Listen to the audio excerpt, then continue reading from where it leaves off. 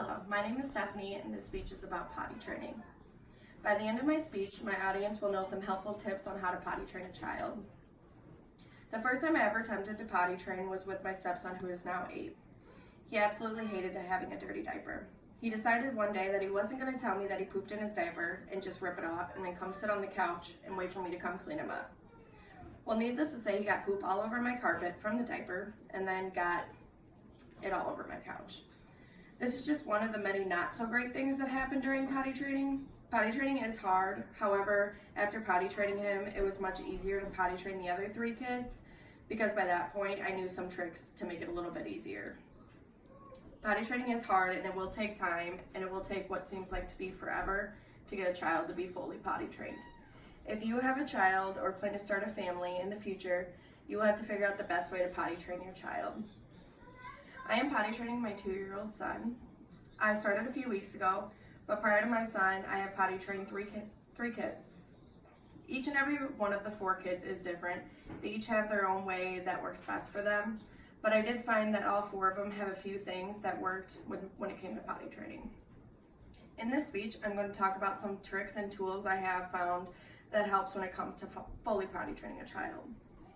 The first thing I'm going to talk about is something that seems extremely basic and obvious, but it works like a charm. One of the most important things that you have to buy is the right material when it comes to potty training. The first thing you're going to need is a potty chair. There are many different types of potty chairs. Some people do use them, and some people don't use them, and they find just using the basic toilet works just as well for them. But I've always found taking the child to the store and letting them pick their favorite type of theme for the potty chair is what they like. My son did pick out the Mickey Mouse potty, which as you can see right here, it's red and blue is his favorite color. He loves it because it's blue and of course because it's Mickey Mouse.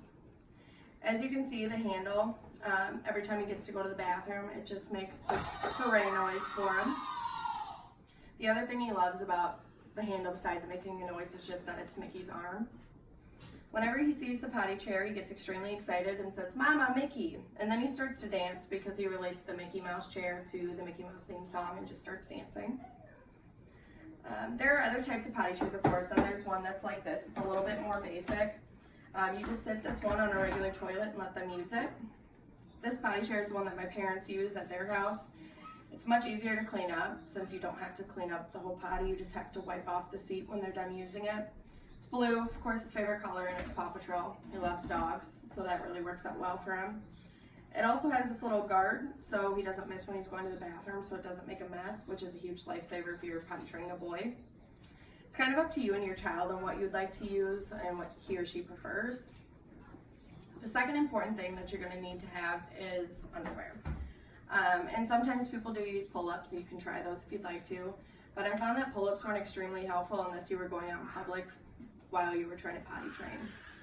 The other key is letting your child pick out some cool and exciting underwear. My son picked out the Paw Patrol underwear and Batman. The thing that the kids loved most about having new underwear was just being able to show their grandma and grandpa how cool they were with their new big boy, big girl underwear they have. Some people do find that putting the underwear over the diaper helps them. I never found that it worked because I think it confuses the child more than anything. They relate going to the bathroom in their diaper, so if you put the underwear over the diaper, you're just going to confuse them, and they will think that they can go in the bathroom in their underwear as well. I just let the kids run around on a hardwood floor, not carpet, in just their underwear. Kids don't like the feeling of being wet, so if they have an accident, just explain to them that they need to go potty so they don't have to ruin their new underwear. I recommend putting the child on the potty every 10 to 15 minutes. If they don't go, I would recommend about 10 minutes. Do not force the child to sit on the potty any longer than they have to, or they think it's a punishment. Pull-ups can be very pricey, and many kids will just go to the bathroom in the pull-ups and think it's okay. I would use them if I was taking my child out in public, so if they had an accident, it didn't make as big as a mess, but I would still sit them on the potty frequently. On November 22nd, 2017, the Mayo Clinic advised in their article, "While the child is sitting on the potty, give them a toy or read them a book, but allow your child to get up when he or she wants to get up." I agree with this statement because potty training should not be a punishment. Making a child sit for a long period of times and not allowing them to get up is what's going to make them think it's a punishment. If they realize that you won't allow them to get up when they want to get off the potty, then it's going to be really hard to get them to go sit back on the toilet. I have found reading my son books or letting him play with toys helps him with the potty. Kids do not like to just sit there. They like to get up, they like to run around, they like to play. So allowing them to play or read to them on the potty with a book, it helps entertain them. Now that we have talked about 2 of the important items needed for potty training, I'm going to talk about emotionally supporting the child now. When you are potty training, you really want to use positive reinforcement to get them to be proud of going to the bathroom on the toilet. You want to praise the child for doing a good job. It is extremely important to give your child praise for their good work or effort.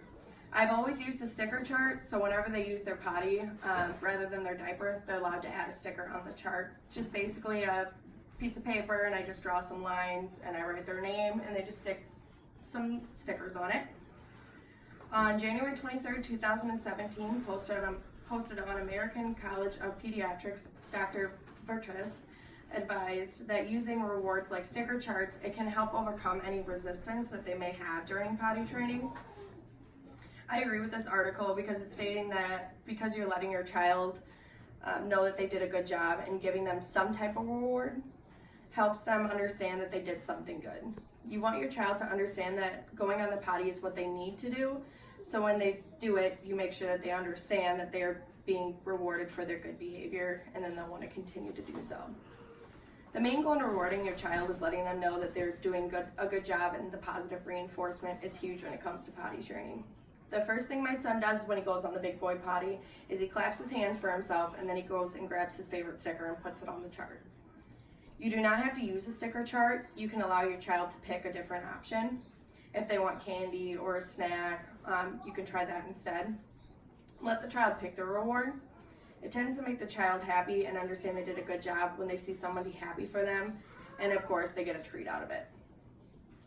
There are a million different ways to potty train a child, and each child learns on their own way. Having a cool and exciting potty chair or cool underwear or a good reward system and providing a child with positive reinforcement really worked well for all my children that I've helped.